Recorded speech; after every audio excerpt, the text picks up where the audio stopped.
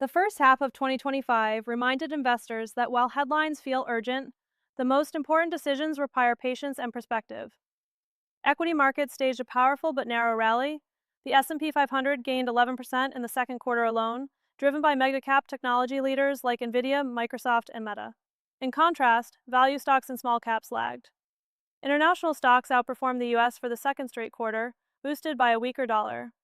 Bonds also advanced, as Treasury yields eased and credit spreads stayed tight. High-yield bonds gained over 3% in the quarter.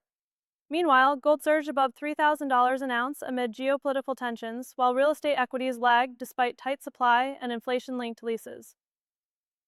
Under the surface, the economic backdrop is cooling. Consumer spending softened, housing activity slowed, and job growth decelerated to around 124,000 new jobs per month. Yet inflation is moderated, with the Fed's preferred measure holding near 2.3%. Tariffs remain a key wildcard, with revenue surging to $27 billion in June and likely to push inflation higher in the second half of the year. The Federal Reserve has pivoted to a more dovish stance, signaling possible rate cuts later this year if growth continues to slow. At the same time, Congress is advancing a sweeping fiscal package combining tax cuts with expanded tariffs, setting the stage for what some analysts call a cold, hot, cold cycle of growth and inflation. So, what should investors do? Stay diversified. Don't chase the winners or wait endlessly for the perfect entry point. Review bond allocations, as yields are now far more attractive. Consider real assets and alternatives to hedge volatility.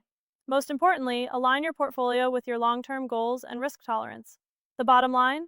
2025 has shown that the most important actions are often the least urgent. Staying invested, diversified, and patient remains the surest path to achieving long-term financial goals.